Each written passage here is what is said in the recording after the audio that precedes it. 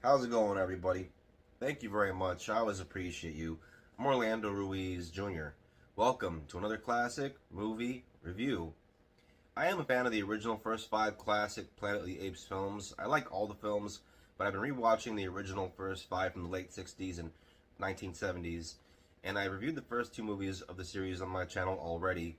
So now it's time for me to get into the third film from 1971, Escape from the Planet of the Apes. This was directed by Don Taylor, who also directed Damien, The Omen 2, and The Island of Dr. Moreau, the 1977 original. This film stars Roddy McDowell, reprising the role that he played in the first film, Cornelius. There was a different actor that played the same role in the sequel, Beneath the Planet of the Apes. David Watson played Cornelius in that one. But in this one, Roddy McDowell comes back. Once again, Kim Hunter comes back. She was Zira in the first two films, and she plays Zira once again. Of course, you won't recognize actors Roddy McDowell and Kim Hunter in these movies because they play apes characters wearing heavy makeup and costumes and masks and stuff. But if you're a movie fan, and if you've seen a lot of movies, and I'm sure you've seen these actors before, Roddy McDowell played a small part in The Poseidon Adventure, the original, and lots of other movies. I believe he was also in Fright Night from 1985, one of the great vampire movies of the 80s. He played the character of Peter Vincent. As for actress Kim Hunter, who plays the role of Zira in these movies, if you want to check out her real face, then take a look at 1951's A Streetcar Named Desire, a great film where she played her most famous role, the role of Stella. And you also have actor Bradford Dillman in this movie, character actor who can be seen in a lot of TV shows and other movies in small parts. I believe he was in some Dirty Harry movies back in the day. In this movie, Bradford Dillman plays the character of Dr. Lewis Dixon, a very important character in the film. And there's another important doctor character in the film, the character of Dr. Otto Hesslin. And if you're a fan of the classic soap opera, The Young and the Restless, then you're going to recognize this actor because it's Eric Braeden, who very famously plays the role of Victor Newman. I believe to this day, he's still playing that role. Since 1980, he's been playing that role. And if you also seen Titanic, then you'll recognize him in a small part in that movie. I believe in Titanic he played the role of John Jacob Astor. Now I gotta point out, this third film in the series is a little different than other movies in the Apes franchise. In other movies, you'll eventually have some action, some ape-on-ape action, or some ape-on-human action. Not that kind of action. I'm talking about like some, pow-pow, or some pew-pew, bang-bang, shoot-'em-up stuff, or even some good chase scenes. Not in this one. Now, some movie fans might take issue with that, and as a movie fan myself, I can understand that. If you're someone that absolutely needs action in your Planet of the Apes movies, then it's better to check out the more recent modern-day films that began in 2011, starting with Rise of the Planet of the Apes and onward from there, because those are heavy filled with action and great CGI and stuff like that.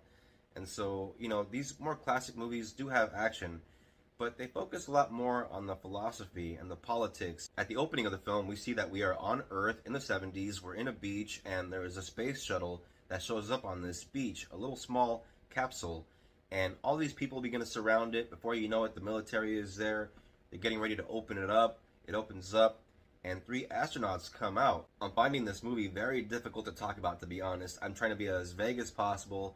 I don't want to ruin this for anybody that hasn't seen these.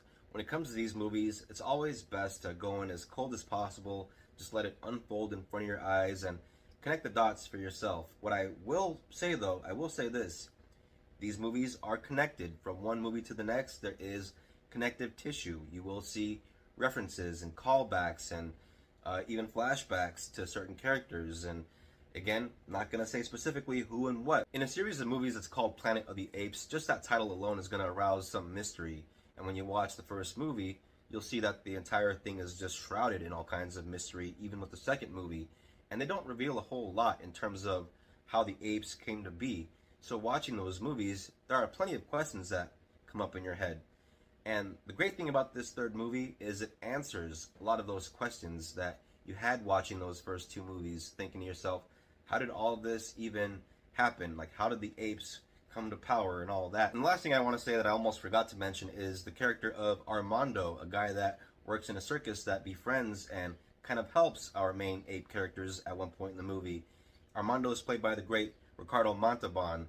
Of course, we all know him from Star Trek II, The Wrath of Khan, also from The Naked Gun, the original, and also from Fantasy Island, of course. Even though this movie is very light in the action department, I don't think that warrants dismissing this one altogether, because it does have a very involving and engaging story. In the first film, Cornelius and Zira are supporting characters, because our main character in that one is, of course, the character of Taylor, played by the great Charlton Heston.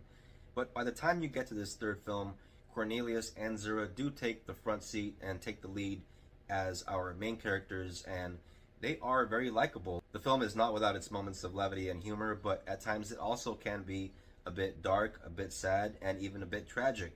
And I don't want to get into exactly why that is, because you got to watch for yourself. But this is a good movie and a good time, a good story. I do recommend you go down the rabbit hole of these old school Planet of the Apes flicks. They're very charming, a lot of fun, and they might surprise you. I give this movie 3 stars from 1971, Escape from the Planet of the Apes. I'm sure you can find them on streaming. I'm sure you can find them on Disney Plus, since Disney bought Fox. They have all the Fox properties and stuff. But I have my copy right here because I do have a box set. Pretty sweet little box set of the first 5 movies on Blu-ray. At a running time of only 97 minutes, it's a pretty quick watch, unlike a lot of the more recent movies that get pretty long. So yeah, it's a quick watch and a good time, so check it out.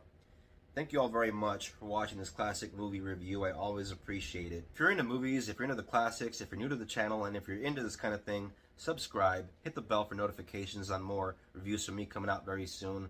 Please don't forget to comment, share, like, always helps me out. If you're a returning viewer, thank you very much for your support. I always appreciate it. And please don't forget to look out for my top 10 Val Kilmer movies list coming out very soon by the end of the month.